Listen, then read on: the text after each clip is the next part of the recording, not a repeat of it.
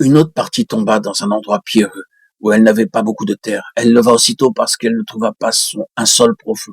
Marc 4, 5. Elle leva aussitôt. Quelle stupide croissance. La parole est tombée sur ce terrain et aussitôt quelque chose s'est produit.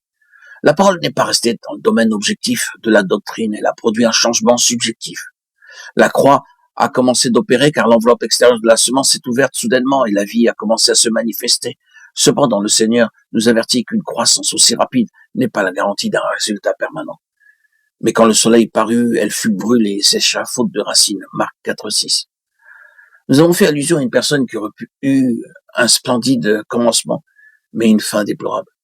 Combien prometteur était ce commencement, mais combien promptement les perspectives heureuses se sont estompées. Beaucoup de jeunes chrétiens se sont élancés sur le chemin de la croix avec beaucoup d'espoir. Mais au bout de quelques années ou quelquefois de mois, toute cette exaltation est partie. Il est bien difficile de déceler en eux un quelconque signe de vie. Le Seigneur ne se limite pas seulement à nous avertir par cette parabole, il explique la cause de ce problème. Les autres, pareillement, reçoivent la semence dans les endroits pierreux. Quand ils entendent la parole, ils la reçoivent d'abord avec joie, mais n'ont pas de racines en eux-mêmes. Ils manquent de persistance. Et dès que survient une tribulation ou une persécution à cause de la parole, ils y trouvent une occasion de chute. Marc 4, 16, 17. C'est à cause de la persécution, de la tribulation que survient la chute. Et remarquons que cette persécution et cette tribulation sont d'une espèce particulière. Elles surviennent à cause de la parole. C'est la conséquence inévitable de la réception de la parole du Seigneur. Celui qui accepte sa parole est confronté de manière inévitable aux difficultés.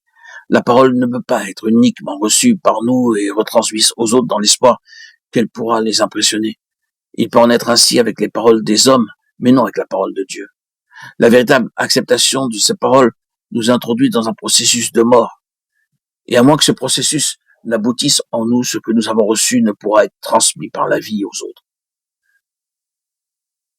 Il ne s'agit donc pas de collecter, de rassembler certains passages de l'Écriture pour pouvoir impressionner l'auditoire. Si nous essayons d'échapper à la tribulation et à la persécution à cause de la parole, nous n'aurons pas de message vivant à proclamer.